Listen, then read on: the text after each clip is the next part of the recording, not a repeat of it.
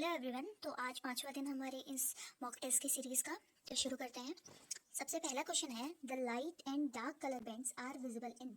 Option है striated muscles, unstriated muscles, cardiac muscles, both A and सी।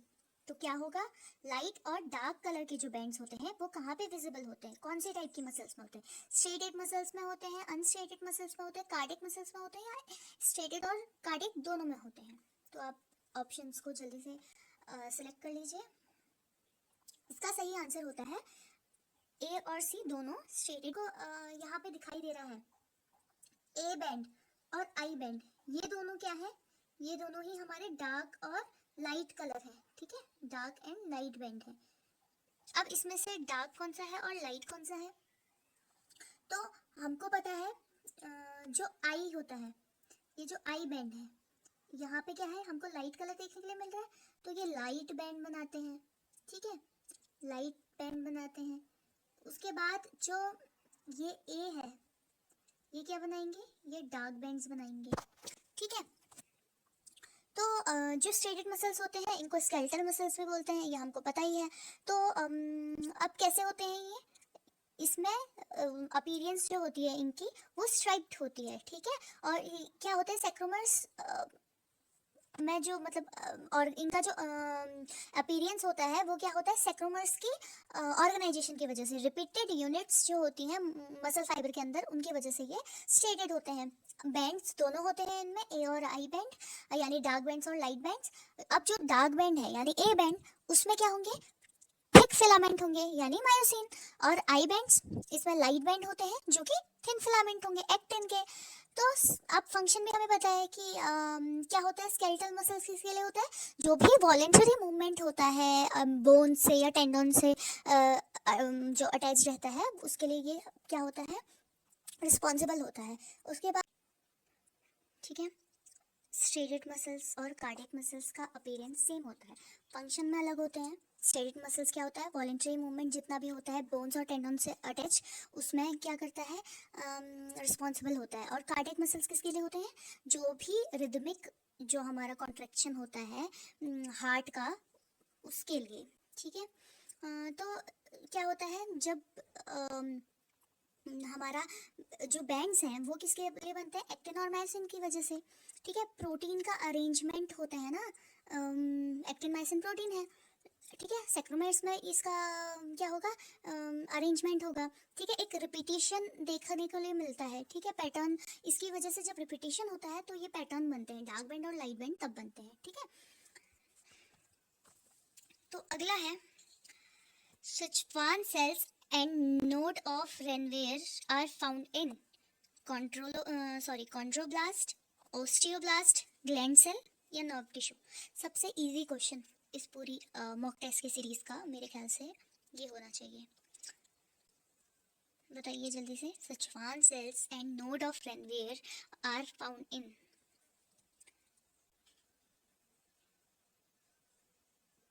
कहाँ पे होते हैं? बहुत इजी है ये। तो इसका सही ऑप्शन क्या होगा, option number D, nervous tissue. ठीक है,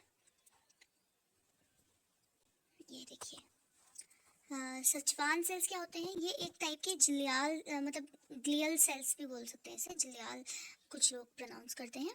तो ये एक टाइप के ग्लियल सेल्स होते हैं, जो ये पेरीफेरी है ना इस नर्वस सिस्टम की, वहाँ पे जो माइलिन की ये शीट है, इसी को क्या बोल रहे हैं, नर्व फाइबर के अराउंड ये क्या है, Schwann सेल्स सिचुएटेड रहते हैं। ठीक है, नोड और रणवियर क्या होते हैं, ये गैप्स होते हैं। ठीक है, माइलिन शीट में जो गैप्स हैं जहाँ पे आयन का एक्सचेंज होता है नर्व इम्पल्स ट्रांसमिशन के टाइम पर, वो हमारे क्या है, नोड ऑफ रेनवियर। तो ये न्यूरॉन या नर्वस सिस्टम जो है, नर्वस टिश्यू, वहाँ पे प्रेजेंट होते हैं। बहुत इजी क्वेश्चन। अगला, the filaments arising from desmosomes are called। बताइए, the filaments arising from desmosomes are क्या है, टोनोफाइब्रिल, टोनोफिलामेंट, both A and B, none। The filament arising from desmosomes are called tonofibril, tonofilament, both A and B, और none. अच्छा, desmosomes जो होते हैं ना, इनको क्या बोलते हैं? मैक्यूला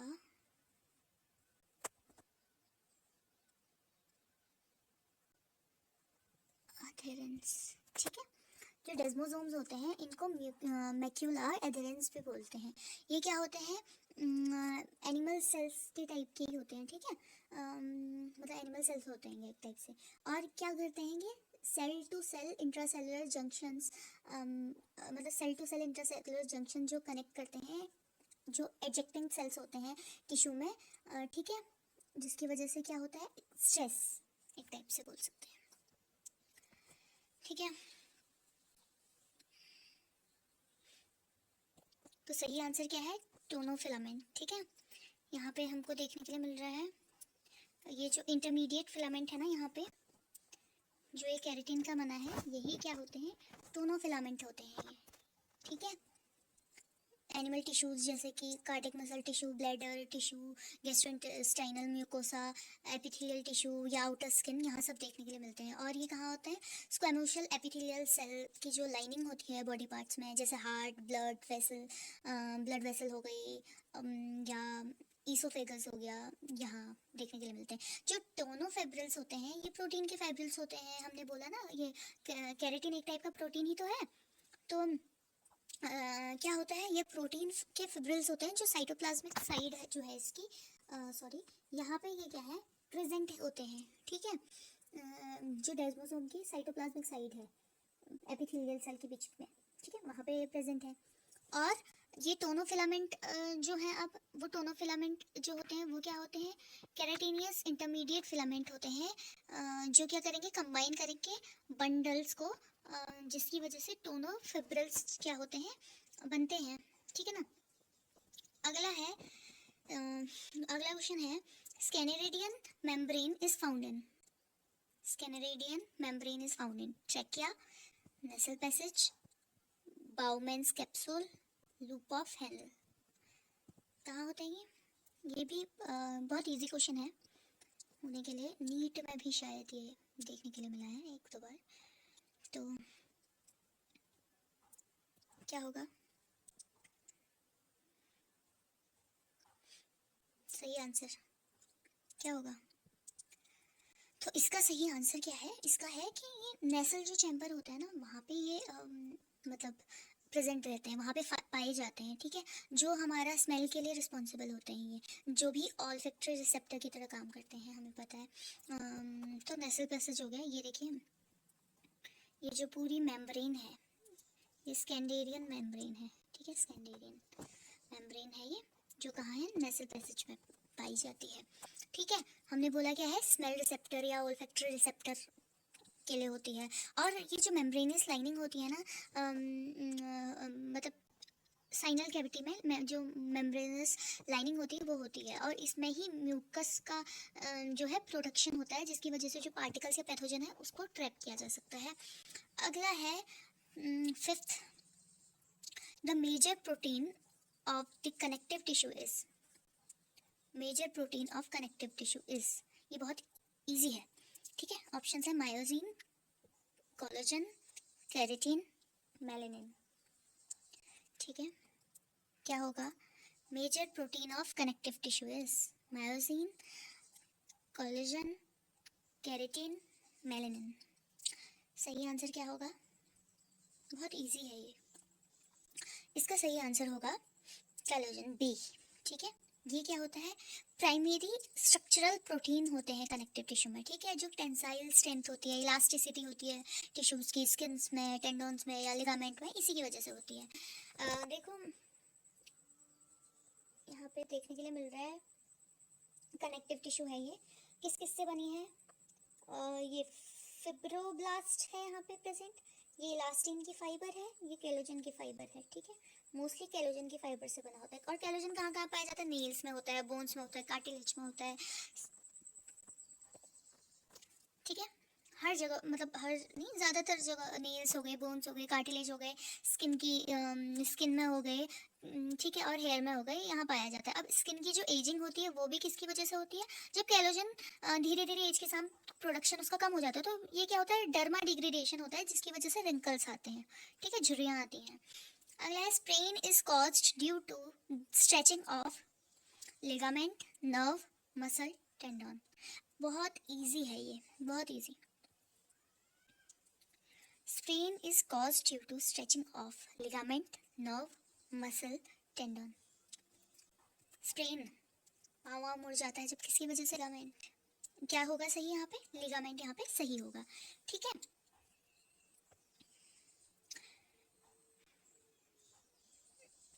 अब ये देखने के लिए मिलता है हमको, देखो ये क्या है, दो टाइप की हमारा देखो लिगामेंट्स पैर में देखने को मिलती है। एक तो एंटीरियर टेलोफिबुलर लिगामेंट, एक होता है कैलकेनियोफिबुलर लिगामेंट, ठीक है, ये साइड में होती है और ये एंटीरियर रीजन में होती है एंकल के। तो जब एंकल का स्प्रेन होता है, ये तो नॉर्मल जब एंकल होती है तब यहाँ पे जो लिगामेंट है वो देखने को मिलती है। जब क्या होगा, जब स्ट्रेचिंग होगी और या स्मॉल टीयर आ जाएंगे तो ग्रेड 1 का स्प्रेन होगा। फिर ग्रेड 2 का स्प्रेन कब होगा? जब लार्जर लेकिन इनकम्प्लीट टेयर होगा, देखो पूरी तरह से टेयर नहीं हुआ है अभी तक, तो ये ग्रेड 2 का स्प्रेन होता है। ग्रेड 3 का स्प्रेन कब होता है? जो कम्प्लीटली टेयर हो जाता है, ठीक है। अब आ गया next 7th, Schwann cells are usually associated with epithelial cell, muscle cell, nerve cells और लिगामेंट। क्या होगा?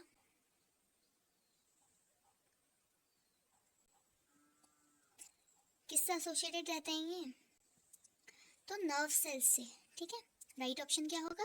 नर्व सेल्स या न्यूरॉन्स। हमने देखा था ना पीछे, जो पेरिफेरल नर्वस सिस्टम होता है वहाँ पे ये प्रेजेंट होते हैं और माइलिन की जो शीट होती है उसको फॉर्म करते हैं, ठीक है, जिसकी वजह से जो एक्सॉन्स होते हैं उनको इंसुलेट करते हैं और नर्व इम्पल्स का जो कंडक्शन होता है उसको इन्हेंस करते हैं। ये सब हमने अभी बात करी थी शायद यहाँ पे पीछे। ये सेम मतलब उसी टाइप का क्वेश्चन है, तो बहुत इजी था ये भी। अगला है in mammalian skin adipose tissue is found in. Adipose tissue mammalian skin में कहाँ पे होता है? मसल्स में, डर्मिस में, below the dermis, in the dermis, in the epidermis, कहाँ पे होता है मैमेलियन स्किन एडिपोज टिश्यू? कहाँ पे होता है ये? डर्मिस में, ठीक है, इन द डर्मिस इसका सही ऑप्शन होगा, ठीक है। तो हमें पता है ना, देखो अगला है, सॉरी इस पे थे ना, तो ये क्या है? एडिपोज टिश्यूज हैं, ठीक है, सॉरी एडिपोज सेल्स हैं यहाँ पे। ये क्या है? एडिपोज सेल्स हैं, जिसको क्या बोलेंगे? वाइट एडिपोज सेल को क्या बोलते हैं? एडिपोसाइट बोलते हैं। ये कहाँ पे प्रेजेंट रहते हैं? ये रहते हैं डर्मिस में प्रेजेंट, ठीक है। अगला है red marrow of bone produced plasma, lymphocyte, RBC और एजिनोफिल। बहुत इजी है। रेड बोन मैरो क्या प्रोड्यूस करती है? प्लाज्मा, लिम्फोसाइट, आरबीसी और ये लास्ट एजिनोफिल्स। सही ऑप्शन क्या होगा? आरबीसी, ठीक है। जो रेड बोन मैरो होती है वो रिस्पॉन्सिबल होती है हेमेटोपोइसिस के लिए, जिसमें हेमेटोपोइसिस को ही बोलते हैं कि ब्लड सेल्स का प्रोडक्शन, ठीक है, जिसमें आरबीसीज, डब्ल्यूबीसीज, प्लेटलेट्स वगैरह भी होता है। तो इसमें अब देखो, जो प्राइमरी होता है वो आरबीसी होगा। अब जो इन्फेंट होता है 0 से 1 ईयर तक का, उसमें सबसे ज़्यादा हमको अमाउंट में क्या होता है? रेड बोन मैरो देखने के लिए मिलती है। और जब वो मतलब 1 से 10 साल का होता है तो उसमें येलो मैरो का प्रोडक्शन होना शुरू हो जाता है। एडोलेसेंस तक क्या होता है? प्रोडक्शन काफ़ी हद तक बढ़ जाता है और मतलब ये एक्सिली और पेरिफेरली, मतलब नीचे भी और साइड से टू साइड, मतलब क्या होता है? ग्रो करने लगता है, ठीक है। 20+ एज तक क्या होता है? इसका जो येलो मैरो है या जिसको हम बोलेंगे रेड मैरो, वो बहुत कम हो जाता है और येलो मैरो क्या है? बहुत ज़्यादा अमाउंट में बढ़ जाता है। इसीलिए जब भी बोन मैरो ट्रांसप्लांट होता है वो एक उसके लिए क्या होता है? एक छोटा बच्चा ऐसा रिक्वायरमेंट रहती है, ठीक है। अब आ गया shining substance present in stratum lucidum is. Stratum lucidum में शाइनिंग सब्सटेंस क्या होता है? एलेडिन होता है, केरेटोहाइलिन होता है, दोनों होते हैं या इनमें से कोई भी नहीं? क्या होगा? एलिडन होगा ना इसका सही। ठीक है, जो स्ट्रेटम लूसिडियम होता है उसमें प्रेजेंट रहता है, और एक क्लियर लेयर जो होती है एपिडर्मिस की, ठीक है, प्रेजेंट रहती है थिक स्किन एरियाज में। जैसे, ठीक है, जैसे हमारे पाम्स हो गए या सोल्स हो गए, ठीक है, हाथ में या पैर के तलवे वगैरह, वहाँ पे क्या होता है? Thick skin area. ठीक है, ये देखो, जो हमारी एपिडर्मिस होती है, ठीक है, वहाँ पे 5 मेन जो उससे बनी रहती है। स्ट्रेटम बेसल से ये बेस होगा नीचे सबसे लास्ट, ठीक है, स्ट्रेटम स्पाइनोजम से, स्ट्रेटम ग्रेनुलोजम से, स्ट्रेटम लूसिडियम सेकंड लास्ट, और सबसे ऊपर रहती है स्ट्रेटम कॉर्नियम। ठीक है, तो यहाँ पे देखते हैं स्ट्रेटम बेसल्स, यहाँ पे सबसे लास्ट बेसल मेम्ब्रेन से लेकर जिसमें डेस्मोसोम्स प्रेजेंट रहते हैं। ठीक है, अगर कभी आ गया डेस्मोसोम कहाँ प्रेजेंट रहते हैं तो भी हमारा ऑप्शन यहाँ पे क्वेश्चन बन जाता है। स्ट्रेटम बेसल्स में प्रेजेंट रहते हैं। ये क्या करते हैं? सेल डिवाइड होते हैं किसके थ्रू? माइटोसिस के थ्रू, और कुछ न्यूली फॉर्म्ड सेल्स जो होते हैं वो क्या होते हैं? सुपरफिशियल स्ट्रेटा बनाते हैं। ठीक है, बहुत नीचे होते हैं ये। ठीक है, बेसमेंट में होते हैं, मतलब बेसल मेम्ब्रेन पे होते हैं ये प्रेजेंट। उसके बाद आता है स्ट्रेटम स्पाइनोजम। केराटिन फाइबर्स और लेमुलर बॉडीज एक्यूमुलेशन हो रहा है यहाँ पे। ठीक है, केराटिन फाइबर भी है, लिपिड का लेमुलर बॉडी भी है यहाँ पे प्रेजेंट। देखो, इनसे मिलके बना है। फिर है स्ट्रेटम ग्रेनुलोजम, ये वाला पार्ट हो गया पिंकिश, पिंकिश भी नहीं, ऐसा टोन दिखाई दे रहा है हमें। केरेटोहाइलिन क्या होता है? एक मतलब यहाँ पे ग्रेन्यूल्स प्रेजेंट है। ठीक है, केरेटोहाइलिन के यहाँ पे क्या है? ग्रेन्यूल्स प्रेजेंट है। तो इसमें क्या होता है? हार्ड प्रोटीन एनवेलप फॉर्म होता है। ठीक है, लेमुलर बॉडीज लिपिड जो होता है उसको रिलीज करती है, और इसकी वजह से सेल क्या होती है? इसकी डेथ हो जाती है। फिर आता है स्ट्रेटम लूसिडियम। डेड सेल्स होते हैं ये, जिसमें डिस्पर्स केरेटोहाइलिन बनता है, क्योंकि हमको पता है ना, हमने जो हमारा स्ट्रेटम ग्रेनुलोजम में था वहाँ पे केरेटोहाइलिन थे, लेकिन वो क्या हो रहे थे?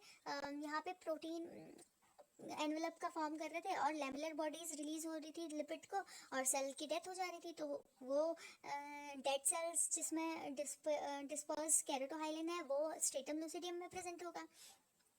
ठीक है, डेड स्किन। उसके बाद स्ट्रेटम कॉर्नियम, यहाँ पे क्या होता है? डेड सेल्स जो होते हैं हार्ड प्रोटीन एनवेलप बनाते हैं, बहुत ठोस होता है जहाँ पे। ठीक है, सेल में क्या होता है? केराटिन भी होता है और लिपिड्स भी होते हैं प्रेजेंट। ठीक है, तो ये हमें पता होना चाहिए। उसके बाद है एक्डाइसिस और moulting is removal of what? Ecdysis और moulting. Entire epidermis stratum malpighii, dermis stratum corneum. बहुत इजी है, बहुत इजी। अभी हमने यहाँ पे बात करी है ना, उससे हमें समझ में आना चाहिए कि एक्डाइसिस और मोल्टिंग में क्या होगा। पूरी स्टेप की बात नहीं कर रही कि कहाँ से स्टार्टिंग होती है, कैसे वो पुश करते हैं, ये सारी चीज़ें नहीं, बस पूछा है कि किसका रिमूवल होगा, तो डायरेक्ट आंसर हो जाएगा स्ट्रेटम कॉर्नियम का। देखो, सबसे बाहर ही है ना, डेड सेल्स होते हैं यहाँ पे प्रेजेंट, तो ये वाली लेयर इसमें हटती है। ये किस में होती है? इंसेक्ट्स में देखने के लिए मिलती है एक्डाइसिस या मोल्टिंग की प्रोसेस, जिसमें स्किन चेंज करते हैं वो हम बोलते हैं। ठीक है, और किस में देखने के लिए? स्नेक्स में, रेप्टाइल्स जो हो गए उनमें देखने के लिए मिलती है मोल्टिंग की प्रोसेस। ठीक है, ठीक है, तो क्या था? स्ट्रेटम कॉर्नियम सबसे बाहरी जो हमारा है वो होती है हमारी मोल्टिंग के प्रोसेस में देखने के लिए मिलती है। ये पूरा प्रोसेस है उसका। पहले एपोलाइसिस होगा, यानी ओल्ड जो एक्सोस्केलेटन है वो, उसका सेपरेशन होगा एपिडर्मिस से। ठीक है, यहाँ पे फिर सिक्रेशन होगा इनएक्टिव मोल्टिंग फ्लूइड का एपिडर्मिस के थ्रू। ठीक है, उसके बाद क्या होगा? क्यूटिकुलिन की लेयर बनेगी नए एक्सोस्केलेटन बनाने के लिए। फिर मोल्टिंग फ्लूइड का एक्टिवेशन होगा, फिर डाइजेशन और अब्जॉर्प्शन होगा पुराने वाले एंडो क्यूटिकल का। फिर एपिडर्मिस सिक्रेट होगी नए प्रोटोकल्स में। फिर क्या होगा? शेडिंग होगी पुराने जो एक्सोक्यूटिकल या एपिक्यूटिकल की। यही हमारा क्या हो जाएगा? मोल्टिंग होगा। फिर एक्सपेंशन होगा नए इंटीग्यूमेंट का, मतलब नया जो स्किन है या जो भी बाहरी लेयर है उसका। फिर क्या होगा? लास्ट में स्क्लेरोटाइजेशन बोलते हैं, या टैनिंग, एक ही चीज़ होती है। ठीक है, मतलब डार्कनिंग हो जाती है, डार्क कलर आ जाता है। पहले स्टार्टिंग में पिंकिश पिंकिश कलर रहता है इसका। ठीक है, तो फुल्ली डेवलप्ड क्यूटिकल हमें फिर मिल जाती है। तो ये पूरा प्रोसेस होता है एपोलाइसिस होता है यहाँ पे प्रेजेंट, और यहाँ पे एक्डाइसिस प्रेजेंट होता है, और स्क्लेरोटाइजेशन प्रेजेंट होता है, तो अलग अलग टर्म्स पूछ सकता है ये, ठीक है। एपोलाइसिस में क्या होगा, लाइसिस हो रहा है, सेपरेशन होगा ओल्ड स्किन का एपिडर्मिस से। फिर उसके बाद एक्डाइसिस में क्या होगा, शेडिंग हो जाएगी ओल्ड स्किन की, ठीक है। उसके टैनिंग में क्या हो जाएगा, डार्क कलर, ठीक है, स्क्लेरोटाइजेशन में। अब आता है 12th, the intercellular matrix is negligible और absent in which the following tissue, epithelial tissue, connective tissue, cardiac tissue, muscular tissue. Intercellular matrix is negligible और absent in which of the following tissue. सही option क्या हो जाएगा, epithelial tissue, ठीक है। तो आज हमने 12 क्वेश्चन किए हैं। 12 क्वेश्चंस में से आई होप बहुत इजी थे आज, तो आज क्वेश्चंस काफ़ी इजी रखे हुए थे। एक दो क्वेश्चन होंगे जो डिफ़िकल्ट होंगे, ज़्यादा नहीं। तो आई होप सबको आया होगा। और